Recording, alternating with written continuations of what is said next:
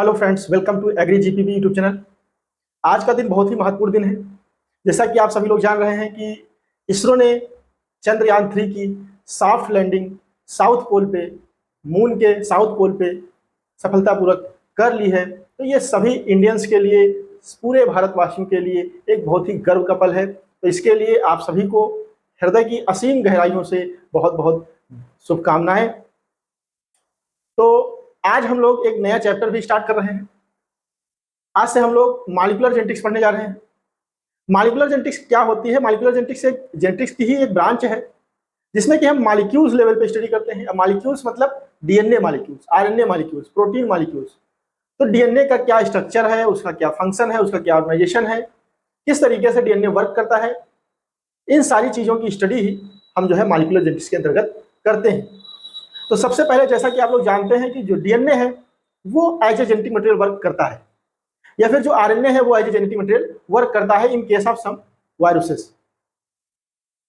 तो इसको किस तरीके से लोगों ने समझा, जाना, किस तरीके से साइंटिस्ट ने इसको प्रूव किया कि डीएनए ही जेनेटिक मटेरियल है, प्रोटीन जेनेटिक मटेरियल नहीं है, या फिर आरएनए जो है ह्यूमंस में as a genetic material work नहीं करता है, कुछ वायरस में ही जो है RNA as a genetic material work करता है।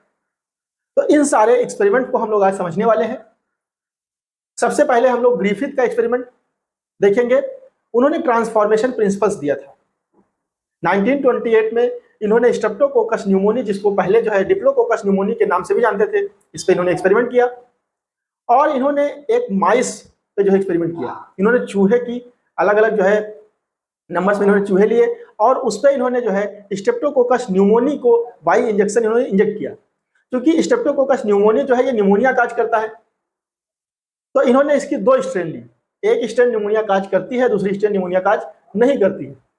तो जो स्ट्रेन न्यूमोनिया काज करती है उसको S3 नाम दिया गया क्योंकि ये स्मूथ थी, और जो न्यूमोनिया काज नहीं करती उसको R2 कहा गया। ये स्मूथ, ये रफ थी। ठीक है, तो इस तरीके से स्ट्रेप्टोकोकस न्यूमोनी की दो स्ट्रेन इन्होंने ली, एक S3, दूसरी R2। S3 जो है वायरुलेंट थी क्योंकि ये न्यूमोनिया काज करती थी। R2 जो है ये नॉन वायरुलेंट थी जो कि न्यूमोनिया काज नहीं करती थी। तो जब इन्होंने R2 को माइस में इंजेक्ट किया तो माइस जो है अलाइव रहे, मतलब उसमें निमोनिया चूंकि नहीं हुआ तो सारे माइस जो है जिंदा रहे। जबकि S3 को इन्होंने जब माइस के अंदर इंजेक्ट किया इंजेक्शन के थ्रू तो सारे माइस जो है मर गए। लेकिन जब इन्होंने हीट किल्ड S3 को R2 लाइव के साथ मिला करके इसका मिक्सचर बना करके माइस के अंदर इंजेक्ट किया तो इन्होंने देखा कि माइस जो है मर गए, जबकि इन्होंने S3 को हीट किल्ड कर दिया था। तो इसमें इन्होंने रिजल्ट ये निकाला कि जो R2 है ये जो है मॉडिफाइड हो गए किसमें? S3 में। और ये किसके वजह से मॉडिफाइड हुए? तो इनको जो है प्रूव करना था कि ये डीएनए की वजह से जो है ट्रांसफॉर्म हो गए, लेकिन इसको हालांकि ये प्रूव नहीं कर पाए। तो सबसे पहले हम लोग इनका एक्सपेरिमेंट देख लेते हैं। ठीक है, तो देखिए सबसे पहले जो जेनेटिक मटेरियल की खोज हुई वो जो है मीस्चर के द्वारा हुई। ठीक है, एक मीस्चर नाम के साइंटिस्ट थे। इन्होंने मीस्चर नाम के साइंटिस्ट ने 1871 में इन्होंने जो है जेनेटिक मटेरियल की खोजा और इन्होंने इसका नाम जो है न्यूक्लिन नाम दिया। इसका नाम जो है इन्होंने न्यूक्लिन रखा।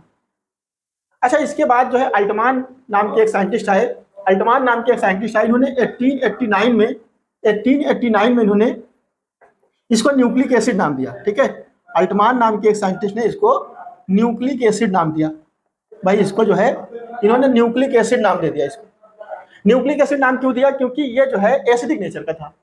तो अल्टमान ने इस तरीके से देखा कि ये न्यूक्लिक एसिड जो है ये चूंकि एसिडिक नेचर का था तो इन्होंने न्यूक्लिन को न्यूक्लिक एसिड जो है नाम दे दिया। ठीक है, अब ये जो न्यूक्लिक एसिड है ये आप लोग जानते हैं, ये न्यूक्लिक एसिड दो तरीके का होता है, deoxyribonucleic acid and ribose nucleic acid. ठीक है, डीएनए एंड आरएनए। तो डीएनए एंड आरएनए के बारे में हम लोग डिटेल से स्टडी करेंगे, लेकिन अभी हम लोगों को एक्सपेरिमेंट जो किया गया ग्रिफिथ के द्वारा, इसके बाद अवेरी, मैक्लियोड, मैककार्टी के द्वारा, हर्से एंड चेज के द्वारा, फ्रैंकेल, कॉनराड एंड सिंगर के द्वारा, तो इन सारे एक्सपेरिमेंट को हम लोगों को डिस्कस करना है।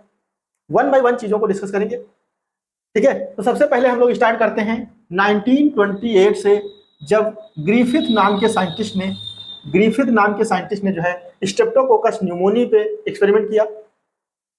इन्होंने स्ट्रेप्टोकोकस न्यूमोनी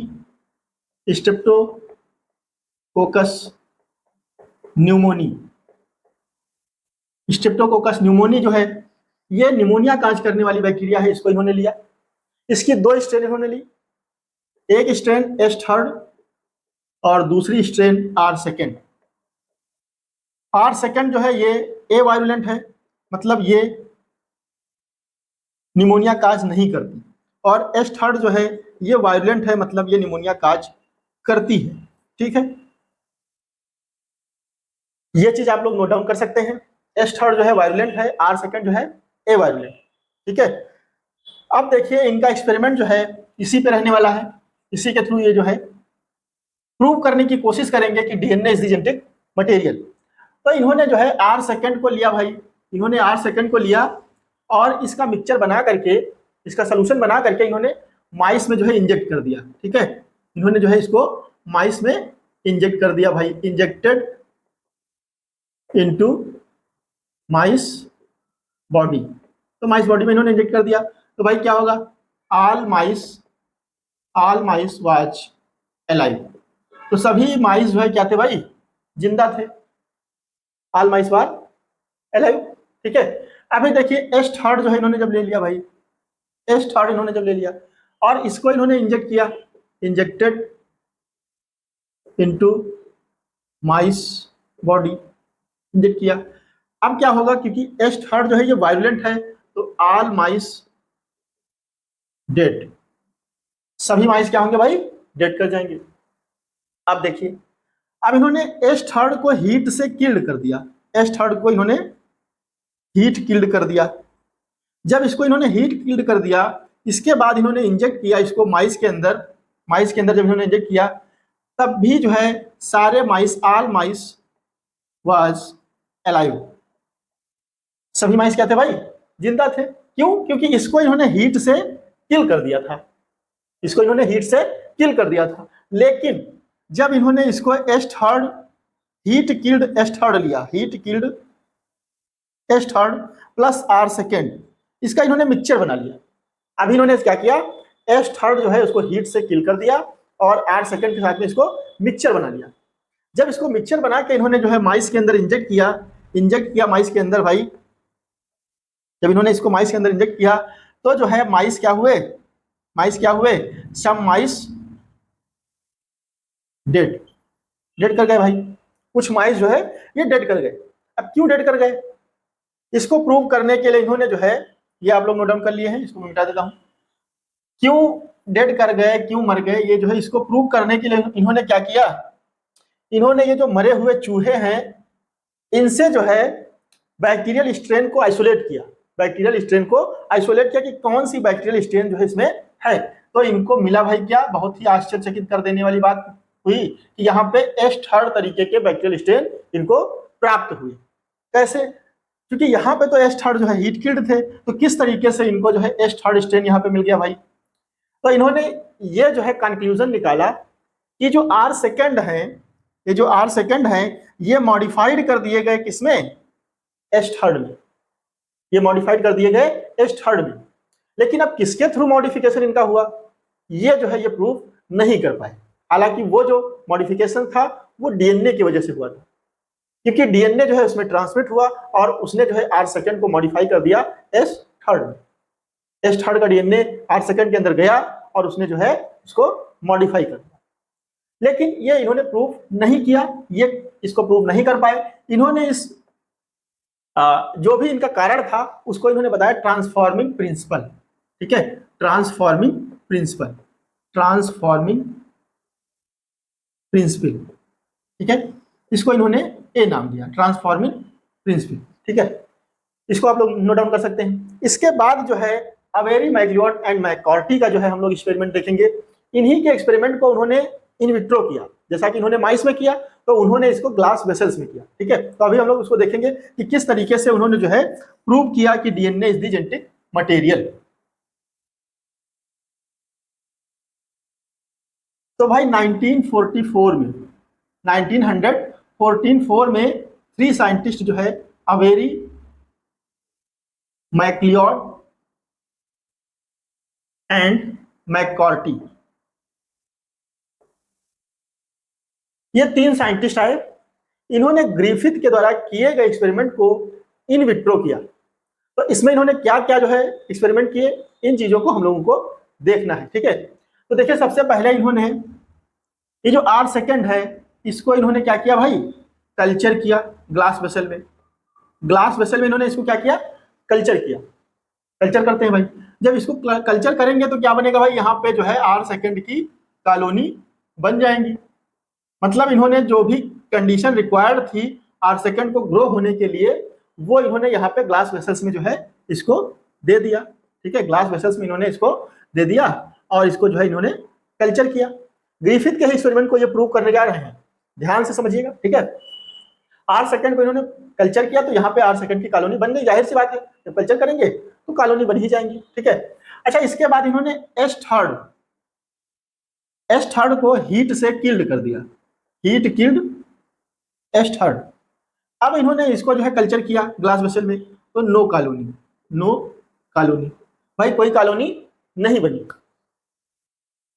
क्योंकि इन्होंने इसको क्या किया, हीट से किल कर दिया है, तो यहाँ पे कोई कॉलोनी नहीं बनी। अच्छा अब इसके बाद इन्होंने क्या किया, एस थर्ड से डीएनए आइसोलेट कर लिया, एस थर्ड से डीएनए को आइसोलेट कर लिया। तो DNA isolated from S third. अब इन्होंने इसको कल्चर किया भाई, तब पर भी क्या हुआ, नो कॉलोनी। केवल डीएनए से कैसे कॉलोनी बन जाएंगी, कॉलोनी नहीं बनी। तो अब ये क्या करेंगे भाई, अब जो है ये हीट किल्ड एस थर्ड को R सेकेंड में मिक्स करके कॉलोनी बनाएंगे, तो वहां पे कॉलोनी बन जाएगी, तो वहां पे कॉलोनी बन जाएगी। तो इससे प्रूव होगा कि जो एस थर्ड है ये ट्रांसफॉर्म कर दे रहा है इसको, R सेकेंड को। ठीक है, यहां पे हीट किल्ड एस थर्ड लिया गया है और R सेकेंड भी लिया गया है, लेकिन यहां पे जो कॉलोनी बनेगी वो एस थर्ड की बनेगी, वो कॉलोनी जो बनेगी वो एस थर्ड की बनेगी, क्योंकि इस अभी ये जो हम लोग ले रहे हैं ये नॉर्मल मीडियम ले रहे हैं, इसके बाद जो मीडियम लेने वाले हैं उसमें एंटी आर रहेगा, एंटी आर मतलब इसमें हम एंटीबॉडी भी लेंगे जो कि R सेकेंड बैक्टीरिया को ग्रो नहीं करने देगा, उसमें जो भी बैक्टीरिया ग्रो होंगी वो एस थर्ड तरीके की होंगी। तो अभी हम लोग देखते हैं इसको। ठीक है, इसको आप नोट डाउन कर लीजिए।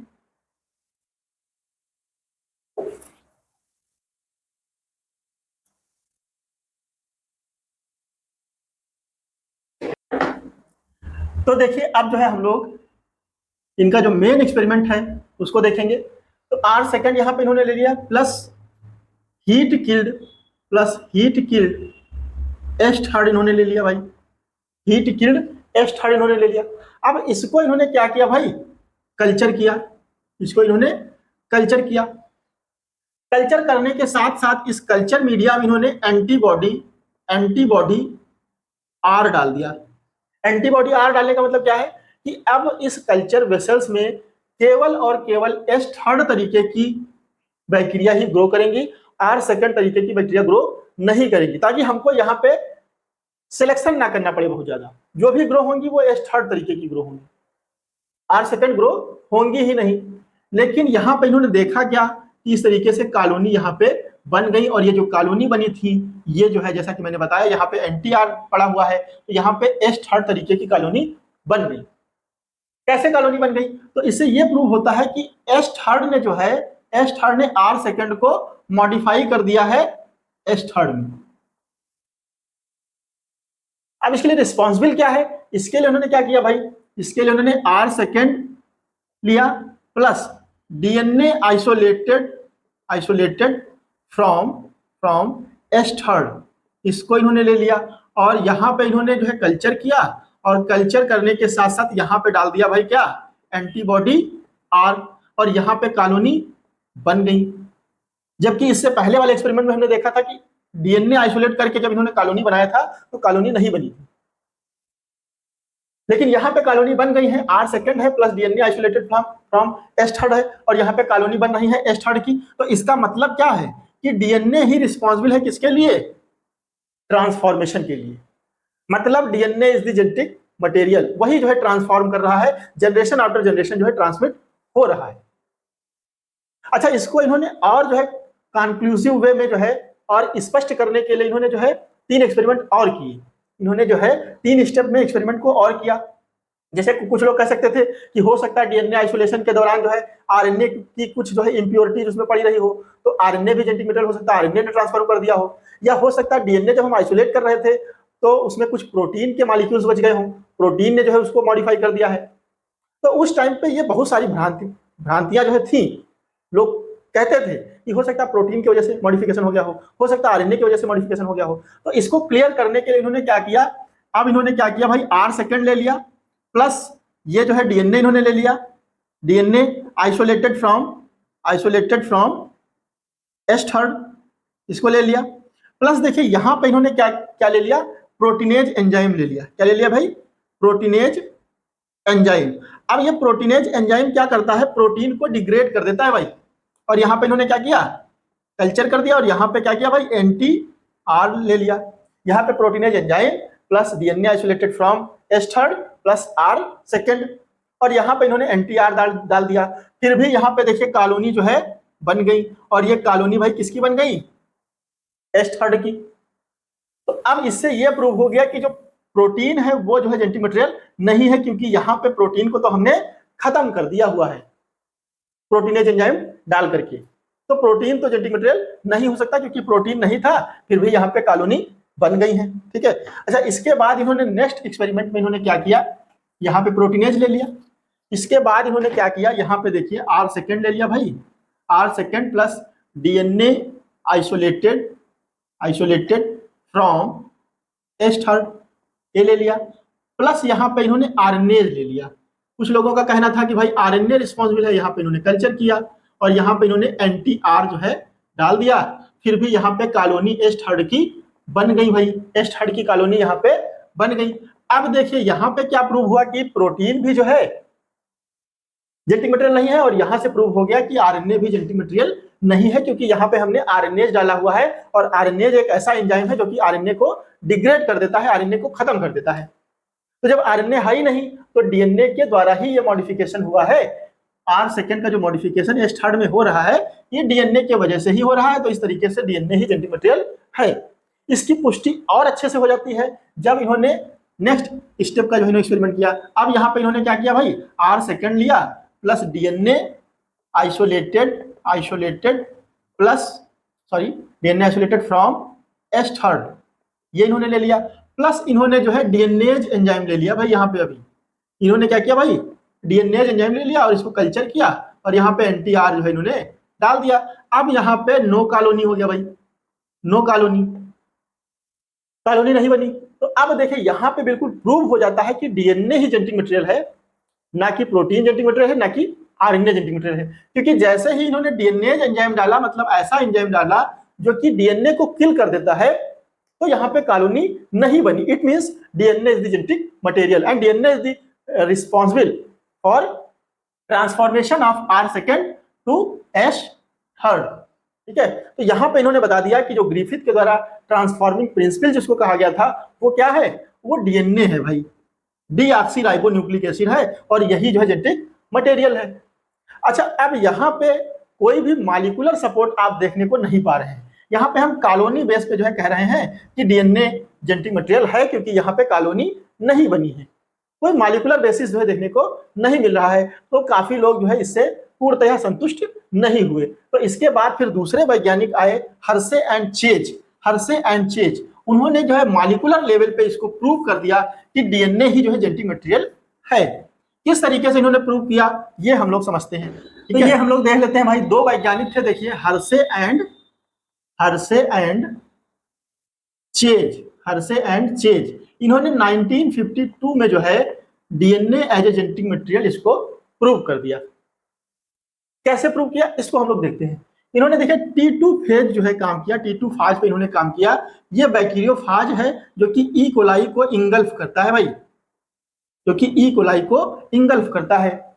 मतलब ये जो है इसी बैक्टीरिया पे, मतलब इसकी जो रोजी रोटी है ये इसी बैक्टीरिया से चलती है। इसको इंगल्फ करता है, इसका भक्षण करता है, और ये जो है इस तरीके से सर्वाइव करता है।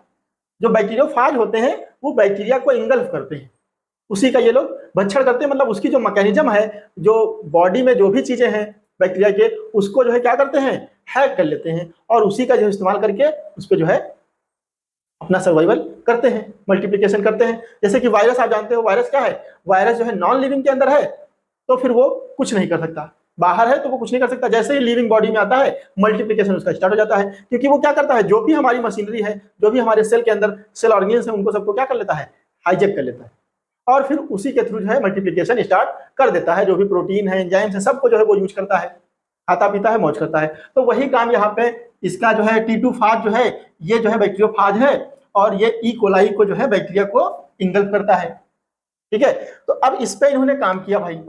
अब इस फाज के अंदर होता क्या क्या है ये हम लोग समझते हैं, ये हम लोग जो है समझते हैं भाई। देखिए ये कुछ इस तरीके का होता है, ये कुछ जो है इस तरीके का होता है।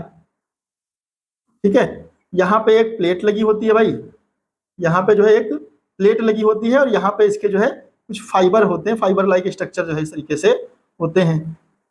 1 2 3 4 5 6 जो है यहाँ पे इसके फाइबर होते हैं। ठीक है, और ये जो है इसकी टेल होती है, पूंछ होती है, और ये जो है इसका हेड होता है। ठीक है, इसी हेड के अंदर जो है डीएनए यहाँ पे पड़ा रहता है। तो T2 फाज जो है, बैक्टीरियोफाज जो है, इसके अंदर डीएनए होता है। ये भी एक प्रकार से वायरस ही होते हैं, ठीक है, जो कि बैक्टीरिया पे सर्वाइव करते हैं। ठीक है, तो अब देखिए यहाँ पे क्या है, ये डीएनए एक प्रकार से डीएनए वायरस है ना। अब इसके अंदर जो है यहाँ पे क्या है, डीएनए है, और ये जो है हेड के अंदर है। हेड जो है एक प्रकार से प्रोटीन का खोल है। ठीक है, अब ये जो है इसकी टेल है, और ये भी जो है बहुत मतलब इसका मोस्ट ऑफ द पार्ट जो है वो सीथ से कवर्ड रहता है, प्रोटीन की बनी हुई सीथ से जो है इस तरीके से कवर्ड होता है। अच्छा, जब ये बैक्टीरिया के ऊपर जाता है, बैक्टीरिया के ऊपर बैठता है, तो ये जो इसके स्पाइक्स हैं, ये जो इसके स्पाइक्स हैं, ये जो है बैक्टीरिया सेल पे चिपक जाते हैं इस तरीके से, और ये जो डीएनए है इस तरीके से निकल करके भाई आ करके और बैक्टीरिया सेल में ये चला जाता है। फिर इसी का मल्टीप्लिकेशन होता है, और उससे फिर बहुत सारे प्रोजेनी फाज जो है बन जाते हैं, क्योंकि डीएनए ही रिस्पॉन्सिबल है, प्रोटीन का कोई मतलब नहीं, प्रोटीन क्या करेगी है? तो इसको अभी हम लोग समझते हैं। ठीक है, तो ये आपने समझ लिया कि बैक्टीरियोफाज इस तरीके का होता है। इसके अंदर हेड, टेल एंड एक प्लेट हो गया, टेल प्लेट हो गई, और उसके पास जो है 6 स्पाइक हो गए ना। तो ये स्ट्रक्चर हमने देख लिया। अभी देखिए ये जो है एक्सपेरिमेंट करेंगे भाई। यहाँ पे देखिए इन्होंने क्या किया, जैसा कि मैंने आपको बताया, ये जो है क्या है, बैक्टीरियोफाज है। ठीक है, इसको हमने ऐसे रफली में बना ले रहा हूँ। ठीक है, ये बैक्टीरियोफाज है, तो इसके पास क्या क्या है भाई, देखिए डीएनए है। यहाँ पे डीएनए में क्या होता है भाई, फास्फोरस होता है। डीएनए में क्या होता है, फास्फोरस होता है, और प्रोटीन में क्या होता है, सल्फर होता है। अब ये जो सल्फर है ये डीएनए में नहीं होता है, और जो फास्फोरस है ये प्रोटीन में नहीं होता है। ठीक है, तो इन्होंने क्या किया, फास्फोरस को इन्होंने लेबल्ड कर दिया किससे, P32 से। P32 जो है ये फास्फोरस का ये जो है हैवी आइसोटॉप है। ये जो है हैवी आइसोटॉप है, क्योंकि फास्फोरस का जो वो होता है मॉलिक्यूलर वेट वो कितना होता है भाई, देखिए ये होता है 30.92। ठीक है, 30.92 होता है। तो जो मॉलिक्यूलर वेट होता है फास्फोरस का ये 30.92 होता है। ठीक है, और यहाँ पे जो है इसका एटॉमिक नंबर कितना होता है, 15 होता है। ठीक है, atomic number 15 and atomic weight जो है 30.92। लेकिन यहाँ पे क्या है, इन्होंने इसको जो है लेबल कर दिया किससे, 32 से। ठीक है, 32 से लेबल कर दिया। तो अब ये डीएनए इसके पास कैसा हो गया भाई, P32 हो गया। ठीक है, तो अब इसको आप लोग समझिए।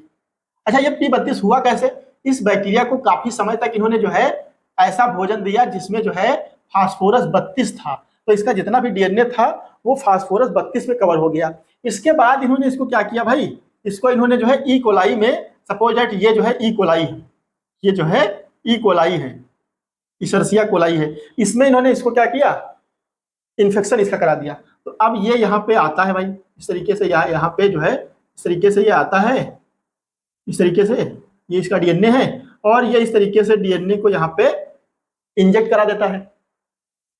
ठीक है, डीएनए को इस तरीके से इंजेक्ट करा देता है, तो क्या होता है कि ये जो है इसका जो डीएनए है यहाँ पे आ गया।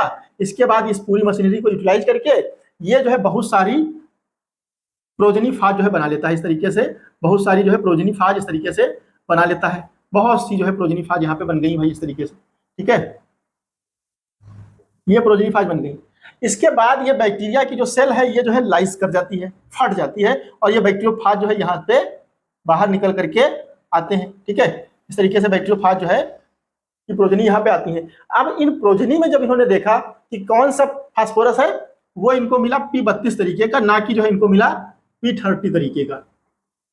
तो जब इनको P32 तरीके का मिल रहा है, मतलब क्या है इसका कि यहाँ पे इन्होंने P32 तरीके का जो है इसको सप्लाई किया था, इसको लेबल्ड किया था, और इसकी प्रोजेनी में जो है P32 तरीके का मिल रहा है। इसका मतलब जो डीएनए है वो जनरेशन आफ्टर जनरेशन ट्रांसफर हो रहा है, जो डीएनए है वो जनरेशन आफ्टर जनरेशन ट्रांसफर हो रहा है। मतलब यहाँ पे देखिए प्रोजेनी में भी जो है P32 तरीके का है, और यहाँ पे इसके पेरेंट्स में भी P32 तरीके का है। इसका मतलब क्या है कि जो डीएनए है वही एक जनरेशन से दूसरे जनरेशन में ट्रांसफर हो रहा है। अब कोई डाउट ना रह जाए, इसके लिए इन्होंने क्या किया, इसके लिए इन्होंने सल्फर को जो है, अब इन्होंने क्या किया भाई, सल्फर को इन्होंने जो है ट्रीट किया S35 से। इन्होंने सल्फर को S35 से ट्रीट कर दिया, जबकि सल्फर क्या होता है भाई, सल्फर 32 होता है। नॉर्मल सल्फर जो होता है वो 32 होता है, S32 होता है ना। यहाँ पे 16 है और ये 32 होता है। एटॉमिक नंबर इसका 16 एंड एटॉमिक वेट जो है इसका 32 होता है। तो ये जो है इसका हैवी आइसोटॉप है, क्योंकि इसका जो एटॉमिक वेट है वो ज्यादा है, तो इसका जो है कम है। तो इन्होंने जो है इसको फूड मटेरियल ऐसे जो है सप्लाई किए जिससे इसकी जो प्रोटीन है वो S35 तरीके की हो जाए। अब इन्होंने जो है इसको ई कोलाई में जो है भाई इन्फेक्शन के लिए इसको जो है छोड़ दिया। तो इन्होंने भाई इसको जो है इन्फेक्शन किया भाई, यहाँ पे इन्होंने इसको इन्फेक्शन किया। इसमें देखिए फास्फोरस जो है वो अब जो है उस तरीके का नहीं है। फास्फोरस अब यहाँ पे नॉर्मल है, 30.92 है, ठीक है, नॉर्मल फास्फोरस है।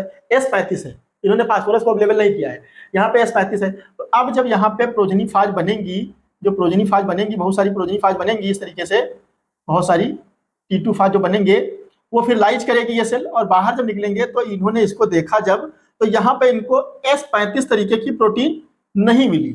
S35 तरीके की प्रोटीन इसमें नहीं मिली, इनको नॉर्मल प्रोटीन S32 तरीके की जो है प्रोटीन यहाँ पे मिली। मतलब प्रोटीन से जब इन्होंने सल्फर आइसोलेट किया तो वो S35 तरीके का ना होकर के S32 तरीके का था, जबकि इन्होंने इसको लेबल किससे किया था, S35 से लेबल किया था भाई, S35 से लेबल किया था। तो इसका मतलब क्या है कि इसने जो है डीएनए को यहाँ पे इंजेक्ट किया, और डीएनए ने फिर जो है अपना पूरा सिस्टम जो है किया, मल्टीप्लाई किया, और उससे जो है बहुत सारे प्रोजेनी फाज इन्होंने इसने बनाया, और बना करके फिर जो है यहाँ पे जो प्रोजेनी बनी वो किस तरीके की बनी, ये जो है नॉर्मल S32 तरीके की बनी, ना कि जो है S35 तरीके की बनी। तो इससे ये प्रूव होता है कि प्रोटीन जो है जेनेटिक मटेरियल नहीं है, डीएनए ही जेनेटिक मटेरियल है। यहां से बिल्कुल क्लियर कट जो है प्रूव हो गया कि DNA is the genetic material, DNA is the genetic material. ठीक है भाई, यहां से बिल्कुल एग्जैक्ट जो है प्रूव हो गया, क्योंकि फास्फोरस जो है ट्रांसफर हो रहा है, फास्फोरस ट्रांसफर हो रहा है, मतलब डीएनए ट्रांसफर हो रहा है, क्योंकि डीएनए में ही क्या है, फास्फोरस है। प्रोटीन में क्या है, सल्फर है। जब इन्होंने प्रोटीन को लेवल किया तो उस तरीके का सल्फर यहाँ पे नहीं मिल रहा है। फास्फोरस को लेवल किया जब, तो इनको उसी तरीके का फास्फोरस यहाँ पे मिल रहा है प्रोजेनी फाज से। तो इसका मतलब कि जो डीएनए यहाँ पे लेवल किया गया था वही डीएनए यहाँ पे आया है। मतलब एक जनरेशन से दूसरे जनरेशन में डीएनए का ही ट्रांसफर होता है। ठीक है, अच्छा ये तो भाई आप पता चल गया कि भाई डीएनए एक जेनेटिक मटेरियल है, DNA is the genetic material. लेकिन इसके बाद जो है फ्रैंकेल कॉनराड एंड सिंगर नाम के दो साइंटिस्ट थे, इन्होंने जो है 1957 में कुछ दूसरा पाया, 1957 में कुछ दूसरा पाया।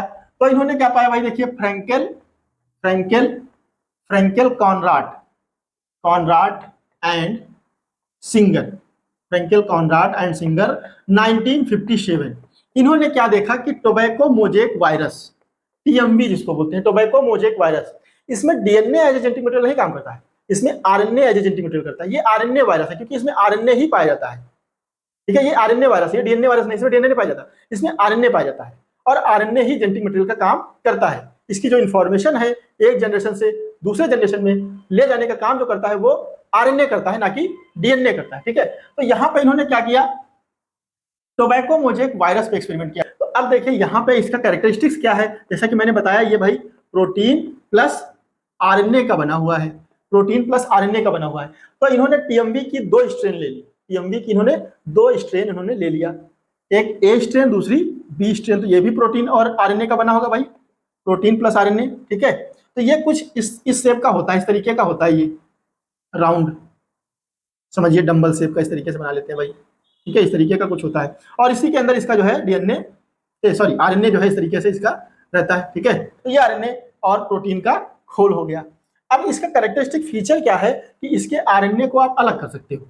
आरएनए आप अलग निकाल लीजिए, आरएनए आप अलग निकाल लीजिए, इस तरीके से आरएनए आप अलग निकाल लीजिए और प्रोटीन का कवरिंग जो है अलग कर दीजिए। प्रोटीन का कवरिंग इस तरीके से अलग कर दीजिए भाई, इस तरीके से अलग कर दीजिए।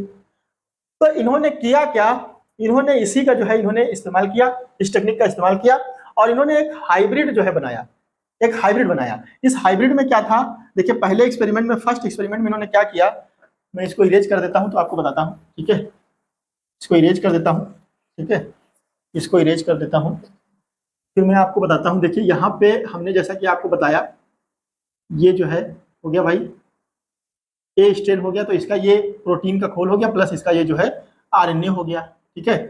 फिर जो है ये बी स्ट्रेन हो गया, बी स्ट्रेन का मान लीजिए ये जो है प्रोटीन का खोल हो गया, प्लस जो है ये इसका आरएनए हो गया, ठीक है।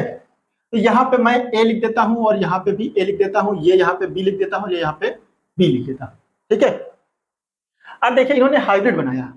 हाइब्रिड कैसा बनाया, इस हाइब्रिड में इन्होंने क्या किया, ए का जो है प्रोटीन का खोल ले लिया भाई, ए का इन्होंने प्रोटीन खोल ले लिया, ये ए जो है प्रोटीन खोल हो गया, और आरएनए इन्होंने इसका बी का ले लिया, आरएनए बी का है और कवरिंग किसकी है, ए की।